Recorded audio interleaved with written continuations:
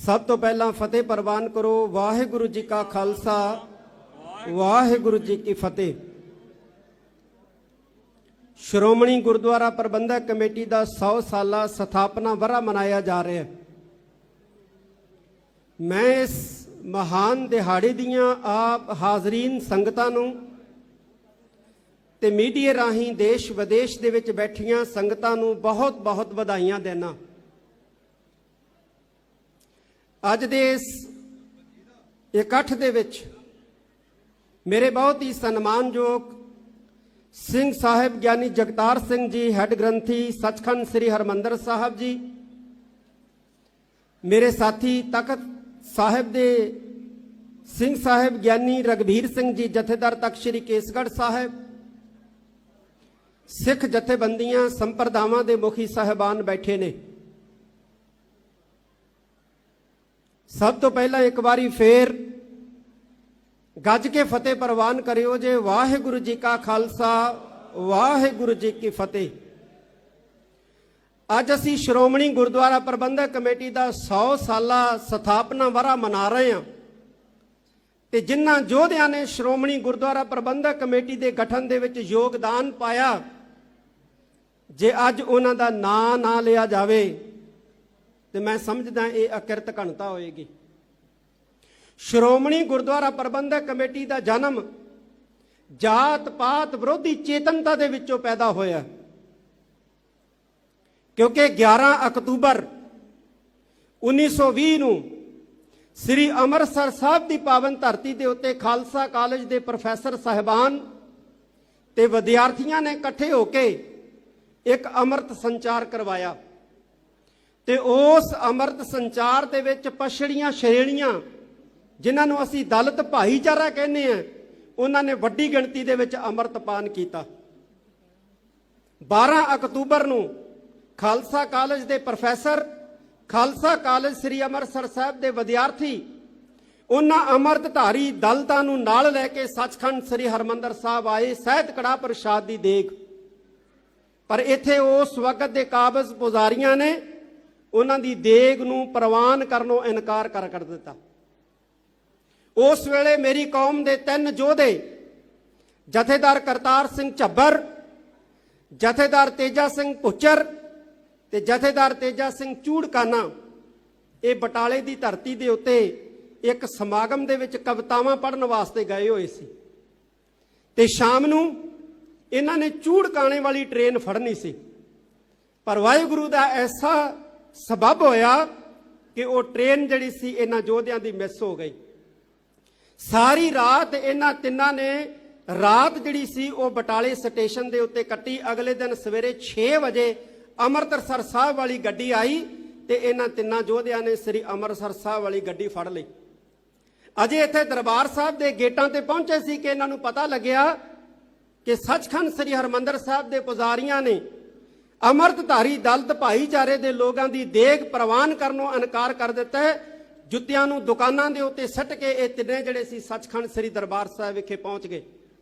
पुछया उस वक्त के पुजारियां नूं कि की गल है भाई, तुसीं इन्हां दी देग क्यों नहीं प्रवान करदे? उन्होंने इनकार कर दिता। बहस हुई, हुक्मनामा लिया। हुक्मनामे दे विच भी गुरु पातशाह ने आख्या कि ये जिहड़े दबे कुचले भाईचारे दे लोग ने ये सत्कार ते मान दे हकदार ने। कड़ा प्रसाद की देग प्रवान हुई, लेकिन पुजारियां ने देग जिहड़ा सी वो छकणों इनकार कर दिता। ते फिर सरदार करतार सिंह झब्बर ने कहा कि हुण कड़ा प्रसाद की देग जिहड़ी है सचखंड श्री हरमंदर साहब ही नहीं बल्कि श्री अकाल तख्त साहब के उत्ते भी असी भेंट करांगे। ये सारा जत्था लैके श्री अकाल तख्त साहब के उत्ते कड़ा प्रसाद की देग पहुंचया ते उस वक्त श्री अकाल तख्त साहब के जिहड़े प्रबंधक पुजारी सी वो अपने घरां दे विच भज गए। इन्हां ने सुनेहे भेजे कि आओ साडे नाल गल करो, इत्थे देग प्रवान करो, लेकिन उन्हें घरों आउणों इनकार कर दिता। उस वक्त जथेदार करतार सिंह झब्बर ने 25 सिंघां दा एक जत्था तैयार किया ते 25 सिंघां दा जत्था तैयार करके ते श्री अकाल तख्त साहब के जथेदार की सेवा जिहड़ी सी जथेदार तेजा सिंह भुच्चर नूं सौंपी ते उन्हां 25 सिंघां दे विचों 10 सिंह जिहड़े सी ਉਹ ਦਲਿਤ ਭਾਈਚਾਰਿਆਂ ਦੇ ਵਿੱਚੋਂ ਸਨ।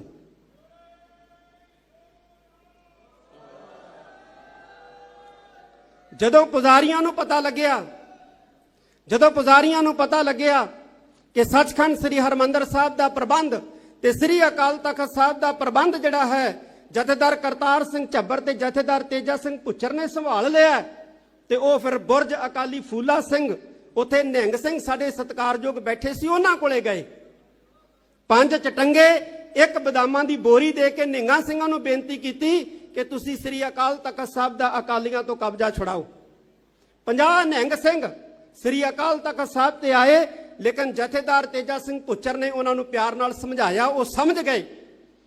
ਰੌਲਾ ਵਧਿਆ, ਡਿਪਟੀ ਕਮਿਸ਼ਨਰ ਨੇ 9 ਮੈਂਬਰੀ ਕਮੇਟੀ ਬਣਾਈ।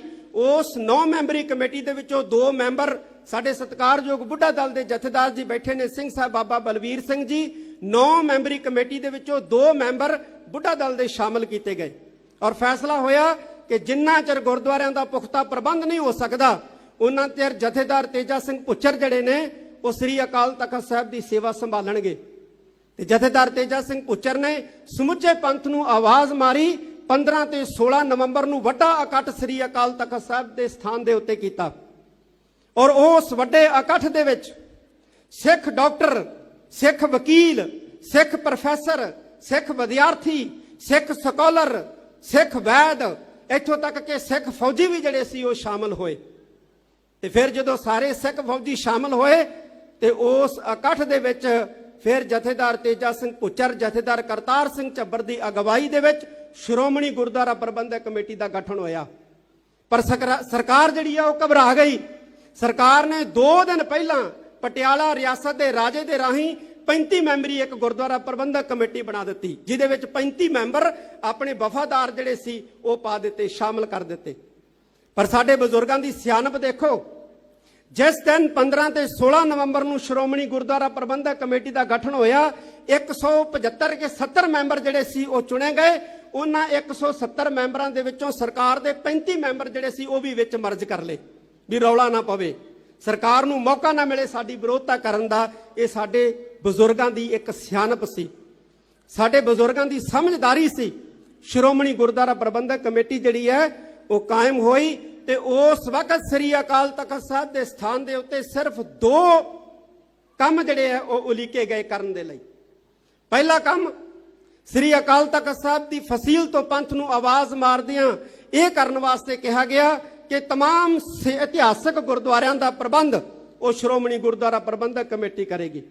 ਤੇ ਦੂਸਰਾ ਜਿਹੜਾ ਕਾਰਜ ਜਿਹੜਾ ਸੀ ਪੰਥ ਨੂੰ ਸੌਂਪਿਆ ਗਿਆ ਉਹ ਇਹ ਸੌਂਪਿਆ ਗਿਆ ਕਿ ਸ਼੍ਰੋਮਣੀ ਗੁਰਦੁਆਰਾ ਪ੍ਰਬੰਧਕ ਕਮੇਟੀ ਪੰਥ ਦੇ ਸਹਿਯੋਗ ਦੇ ਨਾਲ ਇਹਨਾਂ ਗੁਰਦੁਆਰੇ ਸਾਹਿਬਾਨਾਂ ਦੇ ਵਿੱਚ ਸਿੱਖ ਰਹਿਤ ਮਰਿਆਦਾ ਲਾਗੂ ਕਰੂਗੀ, ਜਿਹੜੀ ਮਹੰਤਾਂ ਪੁਜਾਰੀਆਂ ਨੇ ਵਿਗਾੜ ਦਿੱਤੀ ਹੈ। ਤਾਂ ਇਹ 2 ਕਾਰਜ ਉਸ ਵਕਤ ਸ਼੍ਰੋਮਣੀ ਗੁਰਦੁਆਰਾ ਪ੍ਰਬੰਧਕ ਕਮੇਟੀ ਨੇ ਆਪਣੇ ਏਜੰਡੇ ਦੇ ਉੱਤੇ ਰੱਖੇ ਔਰ ਦੋਨੇ ਕਾਰਜ ਜਿਹੜੇ ਕਰਨ ਦੇ ਲਈ ਮੁਹਿੰਮ ਜਿਹੜੀ ਆ ਉਹ ਵਿੱਢ ਦਿੱਤੀ। ਉਸ ਸਮੇਂ ਤੋਂ ਹੀ ਸ਼੍ਰੋਮਣੀ ਗੁਰਦੁਆਰਾ ਪ੍ਰਬੰਧਕ ਕਮੇਟੀ ਦੀ ਵਿਰੋਧਤਾ ਸ਼ੁਰੂ ਹੋ ਗਈ। ਪੁਜਾਰੀਆਂ ਨੇ ਪਿੰਡ ਜਾ ਕੇ ਹੋਕੇ ਦਿੱਤੇ ਕਿ ਉਹ ਲੋਕੋ ਧਿਆਨ ਦੇ ਨਾਲ ਸੁਣੋ, ਸ੍ਰੀ ਅਕਾਲ ਤਖਤ ਸਾਹਿਬ ਦੇ ਉੱਤੇ ਦਲਿਤਾਂ ਦਾ ਕਬਜ਼ਾ ਹੋ ਗਿਆ। ਪਿੰਡਾਂ ਦੇ ਵਿੱਚੋਂ ਜਿਹੜੇ ਉੱਚ ਜਾਤੀ ਅਭਿਮਾਨੀ ਲੋਕ ਸੀ ਉਹ ਇਕੱਠੇ ਹੋ ਕੇ ਆਏ। ਜਥੇਦਾਰ ਤੇਜਾ ਸਿੰਘ ਭੁੱਚਰ ਨੇ ਉਹਨਾਂ ਨੂੰ ਸਮਝਾਇਆ ਔਰ ਹੈਰਾਨੀ ਦੀ ਗੱਲ ਕਿ ਜਿਹੜੇ ਲੋਕ ਪੁਜਾਰੀਆਂ ਦੇ ਬਹਿਕਾਵੇ ਦੇ ਉੱਤੇ ਸ੍ਰੀ ਅਕਾਲ ਤਖਤ ਸਾਹਿਬ ਦੇ ਉੱਤੇ ਇਕੱਠੇ ਹੋ ਕੇ ਕਬਜ਼ਾ ਛੁਡਾਉਣ ਵਾਸਤੇ ਆਏ ਸੀ, ਉਹਨਾਂ ਵਿੱਚੋਂ ਜਥੇਦਾਰ ਤੇਜਾ ਸਿੰਘ ਭੁੱਚਰ ਤੇ ਜਥੇਦਾਰ ਕਰਤਾਰ ਸਿੰਘ ਝੱਬਰ ਨੇ 15 ਨੌਜਵਾਨ ਜਿਹੜੇ ਸੀ ਆਪਣੀ ਸੈਨਾ 'ਚ ਭਰਤੀ ਕਰ ਲਏ, ਜਥੇ 'ਚ ਭਰਤੀ ਕਰ ਲਏ। ਫਿਰ ਪੁਜਾਰੀਆਂ ਨੇ ਜਿਹੜਾ ਸੀ ਜਦੋਂ ਦੇਖਿਆ ਕਿ ਇਹ ਵੀ ਸਾਡੀ ਗੱਲ ਦਾਲ ਨਹੀਂ ਗਲੀ, ਸਾਡੀ ਗੱਲ ਨਹੀਂ ਗਲੀ, ਫਿਰ ਪੁਜਾਰੀਆਂ ਨੇ ਅੰਮ੍ਰਿਤਸਰ ਸਾਹਿਬ ਦੇ ਗੁੰਡਿਆਂ ਨੂੰ ਜਿਹੜਾ ਸੀ ਖਰੀਦਿਆ ਕਿ ਜਾ ਕੇ ਅਕਾਲੀਆਂ ਤੋਂ ਕਬਜ਼ਾ ਛੁਡਾਓ। ਤੇ ਜਥੇਦਾਰ ਕਰਤਾਰ ਸਿੰਘ ਝੱਬਰ ਦੀ ਡਾਇਰੀ ਇਹ ਦੱਸਦੀ ਹੈ ਕਿ ਜਥੇਦਾਰ ਕਰਤਾਰ ਸਿੰਘ ਝੱਬਰ ਨੇ ਉਸ ਵਕਤ ਅਕਾਲੀ ਵਰਕਰਾਂ ਨੂੰ ਕਿਹਾ ਉਸ ਵਕਤ ਕਿ ਜਿਹੜਾ ਇਹ ਕਹਿੰਦਾ ਕਿ ਤਖਤ ਸ੍ਰੀ ਅਕਾਲ ਤਖਤ ਸਾਹਿਬ ਦਾ ਪ੍ਰਬੰਧ ਅਸੀਂ ਲੈਣਾ, ਡਾਂਗਾਂ ਦੇ ਨਾਲ ਉਹਦਾ ਮੂੰਹ ਭੰਨ ਦਿਓ। ਤੇ ਅੰਮ੍ਰਿਤਸਰ ਦੇ ਬਾਜ਼ਾਰ ਦੇ ਵਿੱਚੋਂ 100 ਡਾਂਗਾਂ ਜਿਹੜੀਆਂ ਸੀ ਉਸ ਵਕਤ ਸ਼੍ਰੋਮਣੀ ਗੁਰਦੁਆਰਾ ਪ੍ਰਬੰਧਕ ਕਮੇਟੀ ਨੇ ਗੁੰਡਿਆਂ ਦਾ ਟਾਕਰਾ ਕਰਨ ਵਾਸਤੇ ਖਰੀਦੀਆਂ। ਇੱਥੇ ਹੀ ਬਸ ਨਹੀਂ ਕੀਤਾ, ਜਥੇਦਾਰ ਤੇਜਾ ਸਿੰਘ ਭੁੱਚਰ ਨੇ ਪਿੰਡ ਸਿੱਖ ਸੰਗਤਾਂ ਨੂੰ ਚੇਤੰਨ ਕਰਨ ਵਾਸਤੇ 2 ਅਖਬਾਰ ਸ਼੍ਰੋਮਣੀ ਕਮੇਟੀ ਵੱਲੋਂ ਜਾਰੀ ਕੀਤੇ। ਇੱਕ ਗੜਗੱਜ ਅਕਾਲੀ ਤੇ ਦੂਜਾ ਬੱਬਰ ਅਕਾਲੀ। ਇਹ ਦੋ ਅਖਬਾਰ ਜਿਹੜੇ ਸੀ ਜਥੇਦਾਰ ਤੇਜਾ ਸਿੰਘ ਭੁੱਚਰ ਨੇ ਚਾਲੂ ਕੀਤੇ ਸ੍ਰੀ ਅਕਾਲ ਤਖਤ ਸਾਹਿਬ ਤੋਂ ਸ਼੍ਰੋਮਣੀ ਗੁਰਦੁਆਰਾ ਪ੍ਰਬੰਧਕ ਕਮੇਟੀ ਵੱਲੋਂ, ਔਰ ਇਹਨਾਂ ਦੋਨਾਂ ਅਖਬਾਰਾਂ ਨੇ ਸਿੱਖ ਸੰਗਤਾਂ ਦੇ ਅੰਦਰ ਇੱਕ ਨਵਾਂ ਜੋਸ਼ ਤੇ ਪ੍ਰਚਾਰ ਪ੍ਰਸਾਰ ਜਿਹੜਾ ਸੀ ਉਹ ਕਰਕੇ ਇੱਕ ਚੇਤਨਾ ਭਰਨ ਦਾ ਕਾਰਜ ਕੀਤਾ। ਲੋਕ ਵੱਧ ਤੋਂ ਵੱਧ ਸਿੱਖ ਜਿਹੜੇ ਪ੍ਰਚਾਰੀਆਂ ਦੇ ਬਹਿਕਾਵੇ ਦੇ ਵਿੱਚ ਆਏ ਸੀ ਉਹ ਸ਼੍ਰੋਮਣੀ ਗੁਰਦੁਆਰਾ ਪ੍ਰਬੰਧਕ ਕਮੇਟੀ ਨਾਲ ਜੁੜਨੇ ਸ਼ੁਰੂ ਹੋ ਗਏ। ਹੋਰ ਵਲੰਟੀਅਰਾਂ ਦੀ ਲੋੜ ਪਈ, ਹੋਰ ਜਦੋਂ ਵਲੰਟੀਅਰਾਂ ਦੀ ਲੋੜ ਪਈ ਔਰ ਇੱਕ ਸਿਆਸੀ ਮਜ਼ਬੂਤ ਧੜਾ ਬਣਾਉਣ ਦੀ ਲੋੜ ਪਈ ਤਾਂ ਜਥੇਦਾਰ ਤੇਜਾ ਸਿੰਘ ਭੁੱਚਰ ਨੇ 1 ਮਹੀਨੇ ਬਾਅਦ ਸ੍ਰੀ ਅਕਾਲ ਤਖਤ ਸਾਹਿਬ ਦੇ ਸਥਾਨ ਤੋਂ ਸ਼੍ਰੋਮਣੀ ਅਕਾਲੀ ਦਲ ਦੀ ਸਥਾਪਨਾ ਕੀਤੀ। ਜਥੇਦਾਰ ਸਿੰਘ ਸਾਹਿਬ ਗਿਆਨੀ ਰਣਜੀਤ ਸਿੰਘ ਜੀ ਗੌਹਰ ਨੇ ਬਿਲਕੁਲ ਦਰੁਸਤ ਕਿਹਾ ਹੈ ਕਿ ਸ਼੍ਰੋਮਣੀ ਗੁਰਦੁਆਰਾ ਪ੍ਰਬੰਧਕ ਕਮੇਟੀ ਸ਼੍ਰੋਮਣੀ ਅਕਾਲੀ ਦਲ ਦੀ ਮਾਂ ਹੈ। ਕੋਈ ਇਹਦੇ ਵਿੱਚ ਦੋ ਰਾਵਾਂ ਨਹੀਂ ਹੈ। ਅੱਜ ਸ਼੍ਰੋਮਣੀ ਗੁਰਦੁਆਰਾ ਪ੍ਰਬੰਧਕ ਕਮੇਟੀ ਨੂੰ ਫਿਰ ਤੋਂ ਮੁੜ ਚੁਣੌਤੀਆਂ ਦਾ ਸਾਹਮਣਾ ਕਰਨਾ ਪਿਆ। ਇਹ ਨਹੀਂ ਕਿ ਅੱਜ ਚੁਣੌਤੀਆਂ ਦਾ ਸਾਹਮਣਾ ਕਰਨਾ ਪੈ ਰਿਹਾ ਸ਼੍ਰੋਮਣੀ ਗੁਰਦੁਆਰਾ ਪ੍ਰਬੰਧਕ ਕਮੇਟੀ ਨੂੰ। ਆਪਣੇ ਜਨਮ ਤੋਂ ਸ਼੍ਰੋਮਣੀ ਗੁਰਦੁਆਰਾ ਪ੍ਰਬੰਧਕ ਕਮੇਟੀ ਆਪਣੀਆਂ ਚੁਣੌਤੀਆਂ ਦਾ ਸਾਹਮਣਾ ਕਰਦਾ ਆ ਰਹੀ ਹੈ, ਮੁਕਾਬਲਾ ਕਰਦਾ ਆ ਰਹੀ ਹੈ। 84 ਦੇ ਵਿੱਚ ਭਾਰਤ ਦੀ ਸਰਕਾਰ ਨੇ ਸ਼੍ਰੋਮਣੀ ਗੁਰਦੁਆਰਾ ਪ੍ਰਬੰਧਕ ਕਮੇਟੀ ਨੂੰ ਤੋੜਨ ਦਾ ਯਤਨ ਕੀਤਾ ਆਪਣੇ ਜ਼ਰ ਖਰੀਦਾਂ ਦੇ ਰਾਹੀਂ, ਪਰ ਕਾਮਯਾਬ ਨਾ ਹੋ ਸਕੀ ਕਿਉਂਕਿ ਉਸ ਵਕਤ ਸ਼੍ਰੋਮਣੀ ਗੁਰਦੁਆਰਾ ਪ੍ਰਬੰਧਕ ਕਮੇਟੀ ਦੇ ਪ੍ਰਧਾਨ ਜਥੇਦਾਰ ਗੁਰਚਰਨ ਸਿੰਘ ਟੌੜਾ ਵਰਗੇ ਜਿਹੜੇ ਸਨ ਬੜੇ ਚੇਤੰਨ ਸਨ। ਉਹਨਾਂ ਨੇ ਭਾਰਤ ਸਰਕਾਰ ਦੀ ਦਾਲ ਨਹੀਂ ਗਲਣ ਦਿੱਤੀ। ਕਿਉਂ ਤੋੜਨਾ ਚਾਹੁੰਦੀ ਹੈ ਭਾਰਤ ਸਰਕਾਰ ਸ਼੍ਰੋਮਣੀ ਗੁਰਦੁਆਰਾ ਪ੍ਰਬੰਧਕ ਕਮੇਟੀ ਨੂੰ? ਸਵਾਲ ਪੈਦਾ ਹੁੰਦਾ ਹੋਊਗਾ, ਕਿਉਂ ਤੋੜਨਾ ਚਾਹੁੰਦੀ ਹੈ ਭਾਰਤ ਸਰਕਾਰ ਸ਼੍ਰੋਮਣੀ ਗੁਰਦੁਆਰਾ ਪ੍ਰਬੰਧਕ ਕਮੇਟੀ ਨੂੰ? ਕਿਉਂ ਗੁਰਦੁਆਰਿਆਂ ਦਾ ਪ੍ਰਬੰਧ ਜਿਹੜਾ ਹੈ ਮੰਦਰਾਂ ਵਾਂਗ ਕਰਨਾ ਚਾਹੁੰਦੀ ਹੈ, ਟਰਸਟ ਬਣਾ ਕੇ, ਬੋਰਡ ਬਣਾ ਕੇ? ਕਿਉਂਕਿ ਸ਼੍ਰੋਮਣੀ ਗੁਰਦੁਆਰਾ ਪ੍ਰਬੰਧਕ ਕਮੇਟੀ ਸਟੇਟ ਦੇ ਅੰਦਰ ਇੱਕ ਸਟੇਟ ਹੈ, ਭਾਰਤ ਦੇ ਅੰਦਰ ਇੱਕ ਸਟੇਟ ਹੈ, ਆਜ਼ਾਦ ਸਟੇਟ ਦਾ ਰੁਤਬਾ ਰੱਖਦੀ ਹੈ ਸ਼੍ਰੋਮਣੀ ਗੁਰਦੁਆਰਾ ਪ੍ਰਬੰਧਕ ਕਮੇਟੀ। ਇਸ ਕਰਕੇ ਭਾਰਤੀ ਹੁਕਮਰਾਨਾਂ ਦੀ ਅੱਖ ਦੇ ਵਿੱਚ ਚੁਭਦੀ ਹੈ ਸ਼੍ਰੋਮਣੀ ਗੁਰਦੁਆਰਾ ਪ੍ਰਬੰਧਕ ਕਮੇਟੀ। ਸ੍ਰੀ ਅਕਾਲ ਤਖਤ ਇਹ ਸਿੱਖ ਚੇਤਨਾ ਦਾ ਹਿੱਸਾ ਹੈ। ਸਾਧ ਸੰਗਤ ਜੀ, ਸਿੱਖ ਚੇਤਨਾ ਦੇ ਵਿੱਚੋਂ ਸ੍ਰੀ ਅਕਾਲ ਤਖਤ ਸਾਹਿਬ ਨੂੰ ਬਾਹਰ ਨਹੀਂ ਕੱਢਿਆ ਜਾ ਸਕਦਾ। ਸ੍ਰੀ ਅਕਾਲ ਤਖਤ ਸਾਹਿਬ ਕੋਈ ਦੁਨਿਆਵੀ ਕੋਰਟ ਵਾਂਗ ਕੋਰਟ ਨਹੀਂ ਹੈ। ਇੱਥੇ ਕਿਸੇ ਨੂੰ ਸਜ਼ਾਵਾਂ ਨਹੀਂ ਮਿਲਦੀਆਂ।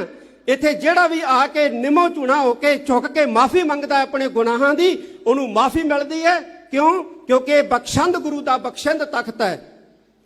ਇਹ ਬਖਸ਼ੰਦ ਗੁਰੂ ਦਾ ਬਖਸ਼ਿੰਦ ਤਖਤ ਹੈ। ਅੱਜ ਅਸੀਂ ਕੀ ਦੇਖ ਰਹੇ ਹਾਂ?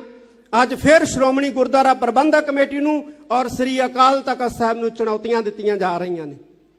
ਮੇਰੀ ਪੀਰੀ ਦੇ ਮਾਲਕ ਸ੍ਰੀ ਗੁਰੂ ਹਰਗੋਬਿੰਦ ਸਾਹਿਬ ਜੀ ਨੇ ਇੱਕ ਵਾਰੀ ਸਿੱਖਾਂ ਨੂੰ ਕਿਹਾ ਸੀ, ਕਹਿੰਦੇ ਹੈ ਸਿੱਖੋ, ਇੱਕ ਬਿਰਤੀ ਹੁੰਦੀ ਹੈ ਸ਼ੇਰ ਬਿਰਤੀ, ਇੱਕ ਬਿਰਤੀ ਹੁੰਦੀ ਹੈ ਕੁੱਤਾ ਬਿਰਤੀ।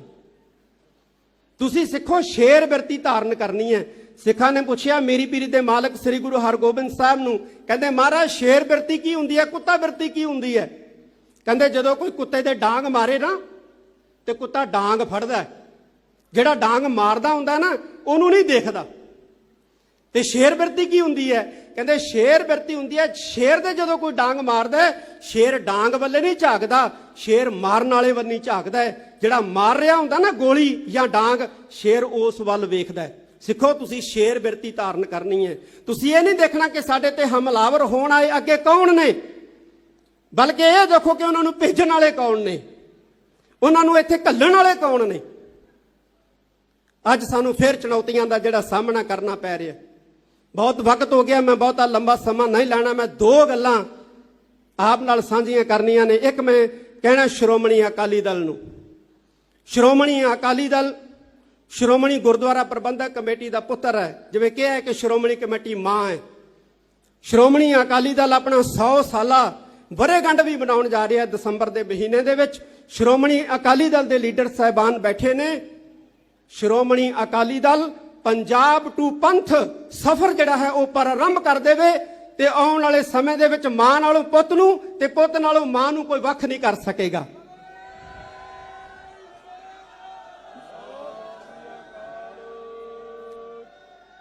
ਦੂਸਰੀ ਗੱਲ, ਪਿੱਛੇ ਸ਼੍ਰੋਮਣੀ ਗੁਰਦੁਆਰਾ ਪ੍ਰਬੰਧਕ ਕਮੇਟੀ ਨੂੰ ਕੁਝ ਦਿਨ ਹੋਏ ਤਾਲੇ ਮਾਰ ਦਿੱਤੇ ਗਏ। ਉਹ ਸ਼੍ਰੋਮਣੀ ਗੁਰਦੁਆਰਾ ਪ੍ਰਬੰਧਕ ਕਮੇਟੀ ਨੂੰ ਤਾਲੇ, ਗੇਟ ਨੂੰ ਤਾਲੇ ਨਹੀਂ ਵੱਜੇ, ਉਹ ਪੰਥਕ ਸੰਸਥਾ ਨੂੰ ਤਾਲੇ ਵੱਜੇ ਹੈ। ਤੇ ਮੈਂ ਸ਼੍ਰੋਮਣੀ ਗੁਰਦੁਆਰਾ ਪ੍ਰਬੰਧਕ ਕਮੇਟੀ ਦੇ ਪੁੱਤਰਾਂ ਨੂੰ ਕਹਿਣਾ ਚਾਹੁੰਦਾ ਕਿ ਭਵਿੱਖ ਦੇ ਵਿੱਚ ਜੇ ਕਿਸੇ ਫੇਰ ਸਿਰ ਫੇਰੇ ਨੇ ਆ ਕੇ ਸ਼੍ਰੋਮਣੀ ਗੁਰਦੁਆਰਾ ਪ੍ਰਬੰਧਕ ਕਮੇਟੀ ਦੇ ਤਾਲੇ ਨੂੰ ਮਾਰਨ ਦੀ ਹਿੰਮਤ ਕੀਤੀ ਤੇ ਪਿੰਡਾਂ 'ਚ ਨਾ ਬੈਠੇ ਰਹੋ ਜੇ, ਇੱਥੇ ਸ੍ਰੀ ਅੰਮ੍ਰਿਤਸਰ ਸਾਹਿਬ ਹੀਰਾ ਕੱਤ ਕੇ ਆਇਓ। ਤਾਂ ਕਿ ਕੋਈ ਦੁੱਕੀ ਦੁੱਕੀ ਸ਼੍ਰੋਮਣੀ ਗੁਰਦੁਆਰਾ ਪ੍ਰਬੰਧਕ ਕਮੇਟੀ ਦੇ ਗੇਟਾਂ ਨੂੰ ਤਾਲੇ ਮਾਰਨ ਦੀ ਹਿੰਮਤ ਨਾ ਕਰ ਸਕੇ। ਅੱਜ ਅਸੀਂ ਕੀ ਦੇਖ ਰਹੇ ਹਾਂ? ਬਹੁਤ ਸਾਰੀਆਂ ਸਿੱਖ ਸੰਗਤਾਂ ਦੇ ਮਨਾਂ ਦੇ ਵਿੱਚ ਸਵਾਲ ਹੈ, ਜਵਾਬ ਲੈਣਾ ਚਾਹੁੰਦੀਆਂ ਨੇ ਸਿੱਖ ਸੰਗਤਾਂ। ਜਿਹੜਾ ਸਿੱਖ ਸੰਗਤਾਂ ਜਵਾਬ ਲੈਣਾ ਚਾਹੁੰਦੀਆਂ ਨੇ ਬਿਲਕੁਲ ਦਰੁਸਤ ਹੈ, ਪਰ ਜਿਹੜੇ ਵਿਰੋਧੀ ਜਵਾਬ ਲੈਣਾ ਚਾਹੁੰਦੇ ਨੇ, ਜਵਾਬ ਉਹਨਾਂ ਨੂੰ ਵੀ ਸ਼੍ਰੋਮਣੀ ਗੁਰਦੁਆਰਾ ਪ੍ਰਬੰਧਕ ਕਮੇਟੀ ਲਈ ਦੇਣ ਲਈ ਸਮਰੱਥ ਹੈ, ਲੇਕਿਨ ਉਹਨਾਂ ਦਾ ਸਵਾਲ ਕਰਨ ਦਾ ਤਰੀਕਾ ਗਲਤ ਹੈ। ਉਹ ਢੰਗ ਨਾਲ ਸਵਾਲ ਕਰੇ, ਉਹਨਾਂ ਨੂੰ ਢੰਗ ਨਾਲ ਜਵਾਬ ਜਿਹੜੇ ਹੈ ਉਹ ਦਿੱਤੇ ਜਾਣਗੇ। ਸਿੱਖ ਸੰਗਤ ਕੀ ਜਾਣਨਾ ਚਾਹੁੰਦੀ ਹੈ? ਪਿੰਡਾਂ ਕਸਬਿਆਂ ਦੇ ਵਿੱਚ ਅਕਾਲੀ ਵਰਕਰ ਮਿਲਦੇ ਨੇ, ਉਹ ਵੀ ਸਵਾਲ ਕਰਦੇ ਨੇ, ਪੁੱਛਦੇ ਨੇ। ਪਿੰਡਾਂ ਵਿੱਚ ਜਾਂਦੇ ਆ, ਸੰਗਤਾਂ ਸਾਨੂੰ ਪੁੱਛਦੀਆਂ ਨੇ 328 ਸਰੂਪਾਂ ਬਾਰੇ, ਕੀ ਮਾਮਲਾ ਹੈ ਜੀ? ਤਾਂ ਹੋਇਆ ਕੀ ਹੈ? ਇਹ ਜਾਣਨਾ ਚਾਹੁੰਦੀ ਹੈ ਸਿੱਖ ਸੰਗਤ। ਇਹ ਪ੍ਰਬੰਧਕੀ ਮਾਮਲਾ ਹੈ, ਇਹ ਕਰਪਸ਼ਨ ਦਾ ਮਾਮਲਾ ਹੈ। ਕੁਝ ਮੁਲਾਜ਼ਮਾਂ ਨੇ ਸ੍ਰੀ ਗੁਰੂ ਗ੍ਰੰਥ ਸਾਹਿਬ ਪਾਤਸ਼ਾਹ ਦੇ ਪਾਵਨ ਸਰੂਪ ਜਿਹੜੇ ਹੈ ਸੰਗਤਾਂ ਨੂੰ ਦਿੱਤੇ, ਗੁਰਦੁਆਰਾ ਕਮੇਟੀਆਂ ਨੂੰ ਦਿੱਤੇ, ਲੇਕਿਨ ਉਹਦੀ ਭੇਟਾ ਜਿਹੜੀ ਹੈ ਗੁਰਦੁਆਰਾ ਫੰਡਾਂ ਦੇ ਵਿੱਚ ਜਮ੍ਹਾਂ ਨਹੀਂ ਕਰਵਾਈ। ਇਹ ਘਪਲਾ ਹੈ ਬਹੁਤ ਵੱਡਾ। ਲੇਕਿਨ ਬਣਾਇਆ ਕੀ ਜਾ ਰਿਹਾ? ਬਣਾਇਆ ਧਾਰਮਿਕ ਮਸਲਾ ਬਣਾਇਆ ਜਾ ਰਿਹਾ ਹੈ, ਗੁਰੂ ਗ੍ਰੰਥ ਸਾਹਿਬ ਦੀ ਬੇਅਦਬੀ ਦਾ ਮਸਲਾ ਬਣਾਇਆ ਜਾ ਰਿਹਾ। ਜਦੋਂ ਸ਼੍ਰੋਮਣੀ ਗੁਰਦੁਆਰਾ ਪ੍ਰਬੰਧਕ ਕਮੇਟੀ ਨੇ ਮਤਾ ਪਾਇਆ ਐਡਜੈਕਟਿਵ ਦੇ ਵਿੱਚ ਕਿ ਸ੍ਰੀ ਅਕਾਲ ਤਖਤ ਸਾਹਿਬ ਇਹ ਜਿਹੜੇ 267 ਸਰੂਪ ਨੇ ਰਿਕਾਰਡ ਦੇ ਵਿੱਚੋਂ ਘੱਟ ਇਹਨਾਂ ਦੀ ਪੜਤਾਲ ਕਰੇ, ਤਾਂ ਸ੍ਰੀ ਅਕਾਲ ਤਖਤ ਸਾਹਿਬ ਵੱਲੋਂ ਉਸ ਵੇਲੇ ਇੱਕ ਜੱਜ ਬੀਬੀ ਨੂੰ ਲਾ ਕੇ ਪੜਤਾਲੀਆ ਕਮਿਸ਼ਨ ਬਣਾਇਆ। ਉਹ ਬੀਬੀ ਜਿਹੜੀ ਸੀ ਜਵਾਬ ਦੇ ਗਈ, ਮੈਂ ਪੜਤਾਲ ਨਹੀਂ ਕਰ ਸਕਦੀ। ਫਿਰ ਭਾਈ ਈਸਰ ਸਿੰਘ ਨੂੰ ਪੜਤਾਲ ਸੌਂਪੀ ਗਈ। ਅੱਜ ਸ੍ਰੀ ਗੁਰੂ ਗ੍ਰੰਥ ਸਾਹਿਬ ਜੀ ਪਾਤਸ਼ਾਹ ਦੀ ਪਾਵਨ ਪਵਿੱਤਰ ਹਜ਼ੂਰੀ ਦੇ ਵਿੱਚ ਜੋ ਸਾਡੀ ਕਮੈਂਟਮੈਂਟ ਹੋਈ, ਮੈਂ ਉਹਦੇ ਬਾਰੇ ਦੱਸਣਾ ਚਾਹੁੰਦਾ। ਈਸਰ ਸਿੰਘ ਨੇ ਕਿਹਾ ਕਿ ਸਿੰਘ ਸਾਹਿਬ ਅਸੀਂ ਪੜਤਾਲ ਕਰਾਂਗੇ, ਪਰ ਜਿਹੜਾ ਵੀ ਦੋਸ਼ੀ ਹੋਇਆ ਵੱਡੇ ਤੋਂ ਵੱਡਾ ਅਸੀਂ ਉਹਦੇ ਨਾਂ ਲਿਖਾਂਗੇ, ਤੁਸੀਂ ਕਾਰਵਾਈ ਜ਼ਰੂਰ ਕਰਿਓ ਜੀ। ਤੇ ਗੁਰੂ ਗ੍ਰੰਥ ਸਾਹਿਬ ਜੀ ਦੀ ਹਜ਼ੂਰੀ 'ਚ ਕਹਿੰਦੇ ਆ ਕਿ ਉਹਨਾਂ ਨੂੰ ਕਿਹਾ ਗਿਆ ਤਖਤ ਸ੍ਰੀ ਦਮਦਮਾ ਸਾਹਿਬ ਦੀ ਪਾਵਨ ਧਰਤੀ ਦੇ ਉੱਤੇ ਤੁਸੀਂ ਜਾਂਚ ਕਰੋ, ਪੜਤਾਲ ਕਰੋ, ਵੱਡੇ ਤੋਂ ਵੱਡਾ ਜਿਹੜਾ ਕੋਈ ਦੋਸ਼ੀ ਪਾਇਆ ਗਿਆ, ਚਾਹੇ ਕੋਈ ਅਧਿਕਾਰੀ ਹੋਵੇ, ਕੋਈ ਕਰਮਚਾਰੀ ਹੋਵੇ, ਕੋਈ ਲੀਡਰ ਹੋਵੇ, ਕਿਸੇ ਨੂੰ ਬਖਸ਼ਿਆ ਨਹੀਂ ਜਾਊਗਾ।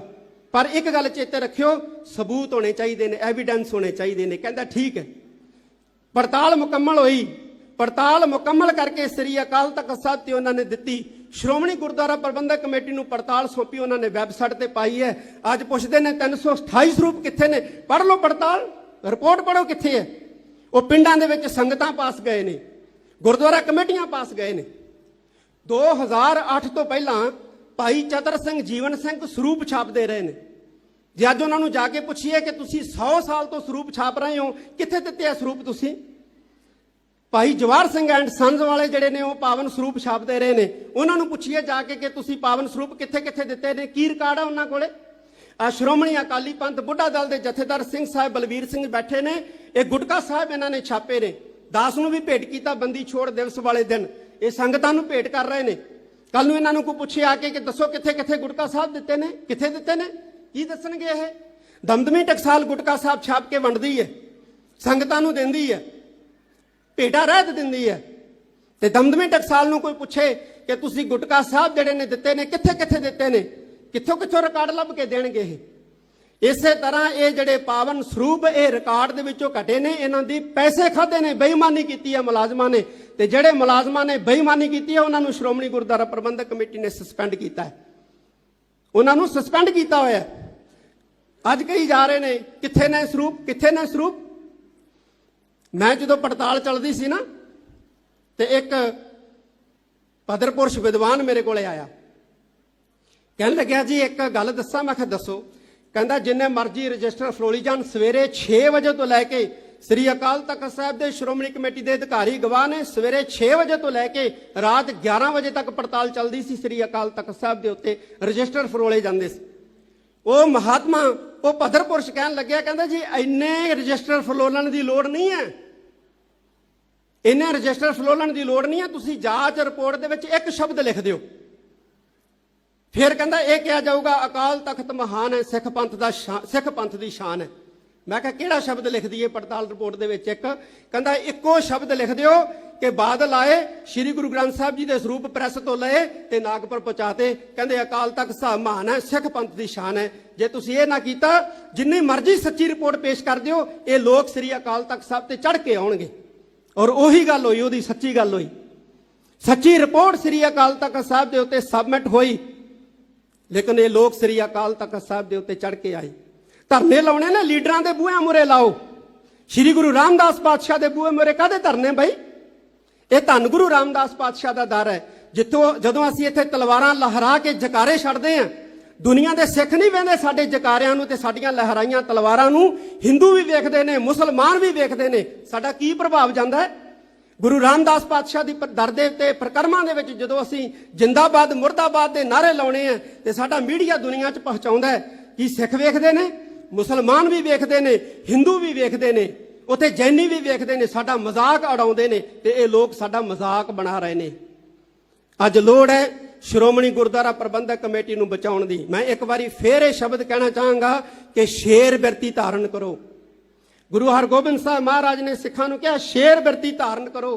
ਤੁਸੀਂ ਇਹਨਾਂ ਲੋਕਾਂ ਨੂੰ ਨਾ ਵੇਖੋ, ਉਹਨਾਂ ਨੂੰ ਵੇਖੋ ਜਿਹੜੇ ਇਹਨਾਂ ਨੂੰ ਭੇਜ ਰਹੇ ਆ, ਉਹਨਾਂ ਨੂੰ ਜਾਣਨ ਦਾ ਯਤਨ ਕਰੋ ਜਿਹੜੇ ਇਹਨਾਂ ਨੂੰ ਬਿਠਾ ਰਹੇ ਆ। ਇਹ ਧੰਨ ਗੁਰੂ ਹਰਗੋਬਿੰਦ ਸਾਹਿਬ ਸੱਚੇ ਪਾਤਸ਼ਾਹ ਦਾ ਉਪਦੇਸ਼ ਹੈ। ਤਾਂ ਮੈਂ ਅੰਤ ਦੇ ਵਿੱਚ ਸ਼੍ਰੋਮਣੀ ਗੁਰਦੁਆਰਾ ਪ੍ਰਬੰਧਕ ਕਮੇਟੀ ਨੂੰ ਵੀ ਇਹ ਕਹਿਣਾ ਚਾਹਾਂਗਾ ਕਿ ਅੱਜ ਟੈਕਨੋਲੋਜੀ ਦਾ ਯੁੱਗ ਹੈ। ਸਾਰਾ ਸਿੱਖ ਇਤਿਹਾਸ, ਸਿੱਖ ਰਹਿਤ ਮਰਿਆਦਾ, ਸਾਡੀਆਂ ਜਿੰਨੀਆਂ ਵੀ ਪੰਥਕ ਕਿਤਾਬਾਂ ਪੁਸਤਕਾਂ ਲਿਖੀਆਂ ਨੇ ਸਾਰਿਆਂ ਨੂੰ ਸ਼੍ਰੋਮਣੀ ਗੁਰਦੁਆਰਾ ਪ੍ਰਬੰਧਕ ਕਮੇਟੀ ਦੀ ਵੈਬਸਾਈਟ ਦੇ ਉੱਤੇ ਅਪਲੋਡ ਕੀਤਾ ਜਾਏ ਆਉਣ ਵਾਲੇ 1 ਸਾਲ ਦੇ ਅੰਦਰ ਅੰਦਰ, ਤਾਂ ਕਿ ਜਿਸ ਸਿੱਖ ਨੂੰ ਵੀ ਦੁਨੀਆ ਭਰ ਦੇ ਵਿੱਚੋਂ ਸਿੱਖ ਧਰਮ ਨਾਲ ਸੰਬੰਧਿਤ ਕਿਸੇ ਵੀ ਜਾਣਕਾਰੀ ਦੀ ਲੋੜ ਹੈ ਉਹ ਸ਼੍ਰੋਮਣੀ ਗੁਰਦੁਆਰਾ ਪ੍ਰਬੰਧਕ ਕਮੇਟੀ ਦੀ ਵੈਬਸਾਈਟ ਤੋਂ ਸਤਿਕਾਰ ਦੇ ਸਹਿਤ ਅਥੈਂਟਿਕ ਜਿਹੜਾ ਹੈ ਉਹ ਸਵਾਲ ਦਾ ਜਵਾਬ ਪ੍ਰਾਪਤ ਕਰੇ। ਮੈਂ ਫੇਰ ਇੱਕ ਵਾਰੀ ਕਹਿਣਾ ਚਾਹੁੰਦਾ ਪਿੰਡਾਂ ਦੇ ਵਿੱਚ ਬੈਠੇ ਸਾਡੇ ਸਿੱਖ ਭਰਾਵਾਂ ਨੂੰ, ਕਸਬਿਆਂ ਦੇ ਵਿੱਚ ਬੈਠੇ ਸਿੱਖਾਂ ਨੂੰ ਕਿ ਗੁੰਮਰਾਹ ਹੋਣ ਦੀ ਸਾਧ ਸੰਗਤ ਦੀ ਲੋੜ ਨਹੀਂ ਹੈ। ਬਹੁਤ ਕੁਝ ਸ਼੍ਰੋਮਣੀ ਕਮੇਟੀ ਨੂੰ ਦਬਾਉਣ ਵਾਸਤੇ, ਖਤਮ ਕਰਨ ਵਾਸਤੇ ਹੋ ਰਿਹਾ। ਇੱਕ ਸਾਡੇ ਵਿੱਚ ਵੀ ਬਹੁਤ ਸਾਰੀਆਂ ਕਮੀਆਂ ਜਿਹੜੀਆਂ ਉਹ ਆ ਗਈਆਂ। ਅਸੀਂ ਜਾਤ ਅਭਿਮਾਨੀ ਬਣ ਗਏ। ਆਪਣੇ ਨਾਂ ਦੇ ਪਿੱਛੇ ਆਪਣਾ ਗੋਤ ਲਾਉਣਾ ਜਿਹੜਾ ਕਦੇ ਨਹੀਂ ਭੁੱਲਦੇ। ਸ੍ਰੀ ਅਕਾਲ ਤਖਤ ਸਾਹਿਬ ਵੱਲੋਂ ਸਮੇਂ-ਸਮੇਂ ਦੇ ਉੱਤੇ ਕਿਹਾ ਗਿਆ ਕਿ ਭਾਈ ਆਪਣੇ ਨਾਵਾਂ ਦੇ ਪਿੱਛੇ ਗੋਤ ਸ਼ਬਦ ਜਿਹੜੇ ਆ ਲਾਉਣੇ ਬੰਦ ਕਰ ਦਿਓ। ਲੇਕਿਨ ਬੰਦ ਨਹੀਂ ਹੋਏ। ਵਿਚਾਲੋਂ ਸਿੰਘ ਸ਼ਬਦ ਜਿਹੜਾ ਸੀ ਉਹ ਲਿਖਣਾ ਬੰਦ ਹੋ ਗਿਆ। ਮੈਨੂੰ ਖੁਸ਼ੀ ਹੈ ਕਿ ਅੱਜ ਸਵੇਰੇ ਪੰਜਾਬ ਦੇ ਬਹੁਤ ਵੱਡੇ ਲੀਡਰ ਜਿਹੜੇ ਮੈਂਬਰ ਪਾਰਲੀਮੈਂਟ ਵੀ ਰਹੇ ਨੇ, ਜਿਨ੍ਹਾਂ ਨੂੰ ਪੰਜਾਬ ਸਰਦਾਰ ਜਗਮੀਤ ਸਿੰਘ ਬਰਾੜ ਦੇ ਨਾਮ ਨਾਲ ਜਾਣਦਾ ਹੈ, ਉਹਨਾਂ ਨੇ ਆ ਕੇ ਸ੍ਰੀ ਅਕਾਲ ਤਖਤ ਸਾਹਿਬ ਦੇ ਸਥਾਨ ਦੇ ਉੱਤੇ ਲਿਖਤੀ ਪਰਨ ਕੀਤਾ ਕਿ ਅੱਜ ਤੋਂ ਬਾਅਦ ਬਰਾੜ ਸ਼ਬਦ ਜਿਹੜਾ ਹੈ ਮੈਂ ਆਪਣੇ ਨਾਂ ਦੇ ਪਿੱਛੇ ਜਿਹੜਾ ਹੈ ਉਹ ਕਦੇ ਨਹੀਂ ਲਾਉਂਗਾ। ਮੈਂ ਆਪਣੇ ਆਧਾਰ ਕਾਰਡ ਦੇ ਵਿੱਚ, ਆਪਣੇ ਵੋਟ ਕਾਰਡ ਦੇ ਵਿੱਚ ਵੀ ਬਰਾੜ ਸ਼ਬਦ ਜਿਹੜਾ ਹੈ ਉਹ ਇਸਤੇਮਾਲ ਨਹੀਂ ਕਰੂੰਗਾ। ਔਰ ਇਸ ਗੱਲ ਦਾ ਸ੍ਰੀ ਅਕਾਲ ਤਖਤ ਸਾਹਿਬ ਵੱਲੋਂ ਬਹੁਤ ਸਵਾਗਤ ਹੈ। ਦੁਨੀਆ ਭਰ ਦੇ ਵਿੱਚ ਬੈਠੇ ਸਿੱਖੋ, ਅੱਜ ਫੇਰ ਲੋੜ ਹੈ ਤੁਹਾਡੀ। ਕਿਉਂਕਿ ਹੁਣ ਫੇਰ ਹਿੰਦੁਸਤਾਨ ਦੇ ਉੱਤੇ ਕੋਈ ਲੋਕਤਾਂਤਰਿਕ ਸਰਕਾਰ ਨਹੀਂ ਹੈ। ਸਾਨੂੰ ਇਕੱਠੇ ਹੋਣ ਦੀ ਲੋੜ ਹੈ। ਇਕੱਠੇ ਹੋਣ ਦੀ ਲੋੜ ਇਸ ਕਰਕੇ ਹੈ ਕਿ ਹਿੰਦੁਸਤਾਨ ਦੇ ਉੱਤੇ ਕਾਬਜ਼ ਜਿਹੜੀ ਹੈ ਲੋਕਤਾਂਤਰਿਕ ਸਰਕਾਰ ਨਹੀਂ ਹੈ, ਬਲਕਿ ਈਵੀਐਮ ਦੇ ਰਾਹੀਂ ਕਾਬਜ਼ ਹੋਈ ਸਰਕਾਰ ਹੈ। ਔਰ ਇਹਨੇ ਅਗਲੇ ਪਤਾ ਨਹੀਂ ਕਿੰਨੇ ਕੁ ਸਾਲ ਈਵੀਐਮ ਦੇ ਰਾਹੀਂ ਕਾਬਜ਼ ਰਹਿਣਾ ਕੋਈ ਪਤਾ ਨਹੀਂ ਹੈ। ਜੇ ਅਸੀਂ ਇਕੱਠੇ ਨਾ ਹੋਏ ਤੇ ਸਾਨੂੰ ਖੱਖੜੀਆਂ ਕਰੇਲੇ ਕਰ ਦੇਗੀ ਹੋ ਰਹੇ। ਇਸ ਕਰਕੇ ਜ਼ਰੂਰਤ ਹੈ ਇਸ ਗੱਲ ਦੀ ਕਿ ਛੋਟੇ-ਛੋਟੇ ਮਤਭੇਦ ਭੁਲਾ ਕੇ, ਛੋਟੇ-ਛੋਟੇ ਵਿਤਕਰੇ ਭੁਲਾ ਕੇ ਅਸੀਂ ਸਾਰੇ ਇੱਕ ਪਲੇਟਫਾਰਮ ਦੇ ਉੱਤੇ ਇਕੱਠੇ ਹੋਈਏ। ਅੱਜ ਸੰਤ ਮਹਾਤਮਾ ਬੈਠੇ ਨੇ, ਨਿਰਮਲੇ ਬੈਠੇ ਨੇ, ਉਦਾਸੀ ਬੈਠੇ ਨੇ, ਨਿਹੰਗ ਸਿੰਘ ਬੈਠੇ ਨੇ। ਨਿਰਮਲਿਆਂ ਦੇ ਖਿਲਾਫ ਬੋਲਿਆ ਗਿਆ, ਅਸੀਂ ਚੁੱਪ ਰਹੇ। ਉਦਾਸੀਆਂ ਦੇ ਖਿਲਾਫ ਬੋਲਿਆ, ਅਸੀਂ ਚੁੱਪ ਰਹੇ। ਨਾਨਕਸਰੀਆਂ ਦੇ ਖਿਲਾਫ ਬੋਲਿਆ, ਚੁੱਪ ਰਹੇ। ਨਿਹੰਗਾਂ ਸਿੰਘਾਂ ਦੇ ਖਿਲਾਫ ਬੋਲਿਆ, ਅਸੀਂ ਚੁੱਪ ਰਹੇ। ਤੇ ਸਾਡੀ ਚੁੱਪ ਨੇ ਪਤਾ ਨਹੀਂ ਉਹਨਾਂ ਲੋਕਾਂ ਨੂੰ ਕਿੰਨੀ ਹੱਲਾਸ਼ੇਰੀ ਦਿੱਤੀ ਕਿ ਉਹ ਲੋਕ ਸਾਡੀਆਂ ਸੰਪਰਦਾਵਾਂ, ਸਾਡੀਆਂ ਸਤਿਕਾਰਤ ਹਸਤੀਆਂ ਦੇ ਬਾਰੇ ਅਪਸ਼ਬਦ ਬੋਲਦੇ ਸਾਡੀ ਮਰਿਆਦਾ ਨੂੰ ਪੈ ਨਿਕਲੇ, ਸਾਡੇ ਅਮਰ ਸੰਚਾਰ ਨੂੰ ਪੈ ਨਿਕਲੇ, ਸਾਡੇ ਨਿਤਨੇਮ ਨੂੰ ਪੈ ਨਿਕਲੇ, ਤੇ ਫਿਰ ਸਾਡੀ ਬਾਣੀ ਨੂੰ ਪੈ ਨਿਕਲੇ ਨੇ। ਸਾਡੀ ਬਾਣੀ ਨੂੰ ਪੈ ਨਿਕਲੇ ਨੇ, ਬਾਣੀ ਦੇ ਅਰਥਾਂ ਦੇ ਅਨਰਥ ਕਰਨ ਲੱਗ ਪਏ ਨੇ। ਖਤਰਾ ਸਭ ਤੋਂ ਵੱਡਾ ਇਹਨਾਂ ਲੋਕਾਂ ਤੋਂ ਹੈ ਜਿਹੜੇ ਸਾਡੇ ਬਾਣੀ ਦੇ ਅਰਥਾਂ ਦੇ ਅਨਰਥ ਕਰ ਰਹੇ ਹੈ, ਜਿਹੜੇ ਸਾਡੇ ਅਮਰ ਸੰਚਾਰ ਨੂੰ ਰੱਦ ਕਰ ਰਹੇ ਹੈ, ਜਿਹੜੇ ਸਾਡੇ ਨਿਤਨੇਮ ਨੂੰ ਰੱਦ ਕਰ ਰਹੇ ਹੈ। ਸਭ ਤੋਂ ਵੱਡਾ ਖਤਰਾ ਜਿਹੜਾ ਇਹਨਾਂ ਲੋਕਾਂ ਤੋਂ ਹੈ। ਸਾਧ ਸੰਗਤ ਜੀ, ਤੇ ਇਕੱਠੇ ਹੋ। ਸਾਰੀਆਂ ਸੰਪਰਦਾਵਾਂ ਅੱਜ ਬੈਠੀਆਂ ਨੇ, ਸਾਰੀਆਂ ਜਥੇਬੰਦੀਆਂ ਬੈਠੀਆਂ ਨੇ। ਸਾਰੇ ਇਹ ਪਰਨ ਕਰੋ ਕਿ ਸ਼੍ਰੋਮਣੀ ਗੁਰਦੁਆਰਾ ਪ੍ਰਬੰਧਕ ਕਮੇਟੀ ਦੀਆਂ ਅਸੀਂ ਬਾਹਾਂ ਬਣਾਂਗੇ। ਜੇ ਸ਼੍ਰੋਮਣੀ ਗੁਰਦੁਆਰਾ ਪ੍ਰਬੰਧਕ ਕਮੇਟੀ ਵੱਲੋਂ ਉਂਗਲ ਉੱਠਦੀ ਹੈ ਤੇ 100 ਉਂਗਲ ਕਰਕੇ ਅਸੀਂ ਸਾਰੇ ਜਿਹੜੇ ਰਲ ਮਿਲ ਕੇ ਉਸ ਇੱਕ ਉਂਗਲ ਨੂੰ ਜਵਾਬ ਦੇਵਾਂਗੇ। ਫਿਰ ਸ਼੍ਰੋਮਣੀ ਗੁਰਦੁਆਰਾ ਪ੍ਰਬੰਧਕ ਕਮੇਟੀ ਦਾ ਮਾਨ ਮੱਤਾ, ਸੁਨਹਿਰਾ ਇਤਿਹਾਸ ਜਿਹੜਾ ਹੈ ਉਹ ਸੁਨਹਿਰੀ ਅੱਖਰਾਂ ਦੇ ਵਿੱਚ ਆਉਣ ਵਾਲੇ ਸਮੇਂ ਦੇ ਵਿੱਚ ਵੀ ਸਾਧ ਸੰਗਤ ਜੀ ਲਿਖਿਆ ਜਾਊਗਾ। ਇੰਨੇ ਸ਼ਬਦ ਪ੍ਰਵਾਨ ਕਰਨੇ ਸ਼੍ਰੋਮਣੀ ਗੁਰਦੁਆਰਾ ਪ੍ਰਬੰਧਕ ਕਮੇਟੀ ਦੇ ਪ੍ਰਧਾਨ ਸਾਹਿਬ, ਮੈਂਬਰ ਸਾਹਿਬਾਨ ਅਹੁਦੇਦਾਰ ਸਾਹਿਬਾਨ, ਮੈਂ ਸਾਰਿਆਂ ਨੂੰ ਇਸ ਸ਼੍ਰੋਮਣੀ ਗੁਰਦੁਆਰਾ ਪ੍ਰਬੰਧਕ ਕਮੇਟੀ ਦੇ ਸਥਾਪਨਾ ਦਿਵਸ ਦੀ ਬਹੁਤ ਬਹੁਤ ਵਧਾਈ ਦਿੰਦਾ ਔਰ ਸ਼੍ਰੋਮਣੀ ਕਮੇਟੀ ਦੇ ਜਿੰਨੇ ਵੀ ਅਧਿਕਾਰੀ ਮੁਲਾਜ਼ਮ ਹੈ ਉਹਨਾਂ ਨੂੰ ਵੀ ਇਹ ਕਹਿਣਾ ਚਾਹੁੰਦਾ ਕਿ ਇਹ ਸੰਸਥਾ ਤੁਹਾਡੀ ਆਪਣੀ ਹੈ, ਤੁਸੀਂ ਇਸ ਸੰਸਥਾ ਤੋਂ ਆਪਣਾ ਪਰਿਵਾਰ ਪਾਲਦੇ ਹੋ। ਇਸ ਸੰਸਥਾ ਦੇ ਵਫਾਦਾਰ ਬਣੋ। ਇੱਕ ਦੂਸਰੇ ਨੂੰ ਨੀਵਾਂ ਦਿਖਾਉਣ ਦੇ ਲਈ ਤੁਸੀਂ ਇਹਦੀ ਜੱਗ ਹਸਾਈ ਜਿਹੜੀ ਹੈ ਪ੍ਰੈਸ ਦੇ ਵਿੱਚ ਨਾ ਕਰੋ। ਪ੍ਰੈਸ ਦੇ ਵਿੱਚ ਜੱਗ ਹਸਾਈ ਜਿਹੜੀ ਹੈ ਉਹ ਬਿਲਕੁਲ ਨਾ ਕਰੋ, ਕਿਉਂਕਿ ਸ਼੍ਰੋਮਣੀ ਗੁਰਦੁਆਰਾ ਪ੍ਰਬੰਧਕ ਕਮੇਟੀ ਦੇ ਜਿਹੜੇ ਮੁਲਾਜ਼ਮ ਨੇ ਇਹ ਪਿੰਡਾਂ ਤੋਂ ਆਏ ਸਾਡੇ ਘਰਾਂ ਦੇ ਨੌਜਵਾਨ ਨੇ, ਉਹ ਸ਼ਹੀਦੀ ਪਰਿਵਾਰਾਂ ਦੇ ਵਿੱਚੋਂ ਨੇ। ਅੱਜ ਇਹਨਾਂ ਨੂੰ ਕਹਿੰਦੇ ਨਰੈਣੂ ਮੰਤ ਦੇ ਚੇਲੇ। ਨਰੈਣੂ ਮੰਤ ਹੈ, ਜੇ ਨਰੈਣੂ ਮੰਤ ਹੈ ਤੁਸੀਂ ਲక్ష్మణ ਸਿੰਘ ਢੀਰੋਵਾਲ ਕਿੱਧਰ ਹੋ ਗਏ? ਤੁਸੀਂ ਕਰਤਾਰ ਸਿੰਘ ਝੱਬਰ ਵਰਗੇ ਕਿੱਧਰੋਂ ਹੋ ਗਏ? ਤੁਸੀਂ ਜਥੇਦਾਰ ਤੇਜਾ ਸਿੰਘ ਭੁੱਚਰ ਵਰਗੇ ਕਦੋਂ ਹੋ ਗਏ? ਅੱਜ ਸਾਡੀਆਂ ਸਤਿਕਾਰਤ ਹਸਤੀਆਂ ਦੇ ਕਰਤਾਰ ਦੇ ਉੱਤੇ ਉਹ ਉਂਗਲ ਉਠਾ ਰਹੇ ਹੈ ਜਿਨ੍ਹਾਂ ਦਾ ਆਪਦਾ ਖੁਦ ਦਾ ਕੋਈ ਕਿਰਦਾਰ ਨਹੀਂ ਹੈ। ਤੇ ਅੱਜ ਲੋੜ ਹੈ ਆਪਣੀਆਂ ਸੰਸਥਾਵਾਂ ਬਚਾਉਣ ਦੀ, ਚਾਹੇ ਉਹ ਬੁੱਢਾ ਦਲ ਹੈ, ਚਾਹੇ ਉਹ ਤਰਨਾ ਦਲ ਹੈ, ਚਾਹੇ ਉਹ ਸ਼੍ਰੋਮਣੀ ਗੁਰਦੁਆਰਾ ਪ੍ਰਬੰਧਕ ਕਮੇਟੀ ਹੈ, ਚਾਹੇ ਉਹ ਸਿੰਘ ਸਭਾ ਲਹਿਰ ਹੈ, ਚਾਹੇ ਕੋਈ ਵੀ ਸੰਸਥਾ ਹੈ। ਅੱਜ ਆਪਣੀਆਂ ਸੰਸਥਾਵਾਂ ਨੂੰ ਬਚਾਉਣ ਦੀ ਬਹੁਤ ਵੱਡੀ ਲੋੜ ਹੈ। ਇੰਨੇ ਸ਼ਬਦ ਪ੍ਰਵਾਨ ਕਰਨੇ। ਵਾਹਿਗੁਰੂ ਜੀ ਕਾ ਖਾਲਸਾ, ਵਾਹਿਗੁਰੂ ਜੀ ਕੀ ਫਤਿਹ। ਸੋ ਧੰਨਵਾਦ ਆ ਸਿੰਘ ਸਾਹਿਬ ਗਿਆਨੀ ਹਰਪ੍ਰੀਤ ਸਿੰਘ ਜੀ ਦਾ।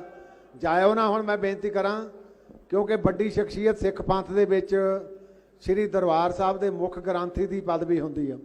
ਸੋ ਸਿੰਘ ਸਾਹਿਬ ਨੇ ਸਾਰੀਆਂ ਸੰਗਤਾਂ ਦਾ ਧੰਨਵਾਦ ਕਰਨਾ। ਮੈਂ ਗਿਆਨੀ ਹਰਪ੍ਰੀਤ ਸਿੰਘ ਜੀ ਦਾ ਇਸ ਗੱਲੋਂ ਵੀ ਧੰਨਵਾਦ ਕਰਦਾ ਕਿ ਊੜੇ ਤੋਂ ਲੈ ਕੇ ਗੁਰਮੁਖੀ ਦੇ ਅਖੀਰਲੇ ਅੱਖਰ ਤੱਕ ਸਾਰੀ ਜਿਹੜੀ ਉਹਨੇ ਮਹਾਰਨੀ ਗੁਰਮਤ ਅਨੁਕੂਲ ਤੁਹਾਡੇ ਨਾਲ ਸਾਂਝੀ ਕੀਤੀ ਆ। ਸੋ ਮੈਂ ਅੰਤ ਦੇ ਵਿੱਚ ਬੇਨਤੀ ਕਰੂੰਗਾ, ਸਿੰਘ ਸਾਹਿਬ ਗਿਆਨੀ ਜਗਤਾਰ ਸਿੰਘ ਜੀ ਮੁੱਖ ਗ੍ਰੰਥੀ ਸੱਚਖੰਡ ਸ੍ਰੀ ਦਰਬਾਰ ਸਾਹਿਬ ਸਾਰੀ ਲੀਡਰਸ਼ਿਪ ਦਾ ਔਰ ਚੇਚੇ ਤੌਰ ਤੇ ਸਾਰਿਆਂ ਦਾ ਧੰਨਵਾਦ ਕਰਨਗੇ। ਉਹਨਾਂ ਤੋਂ ਬਾਅਦ ਅਰਦਾਸ ਹੋਣੀ ਆ, ਫਿਰ ਆਪਾਂ ਦੇਗ ਲੈ ਕੇ ਆਪਣੇ ਘਰਾਂ ਨੂੰ ਜਾਣਾ। ਸਾਰੀ ਸੰਗਤ ਦਾ ਸ਼੍ਰੋਮਣੀ ਗੁਰਦੁਆਰਾ ਪ੍ਰਬੰਧਕ ਕਮੇਟੀ ਵੱਲੋਂ ਬਹੁਤ ਬਹੁਤ ਧੰਨਵਾਦ। ਵਾਹਿਗੁਰੂ ਜੀ ਕਾ ਖਾਲਸਾ, ਵਾਹਿਗੁਰੂ। ਸੋ ਕੀਤਾ ਜਾ ਰਿਹਾ ਬੋਲੇ ਸੋ ਨਿਹਾਲ।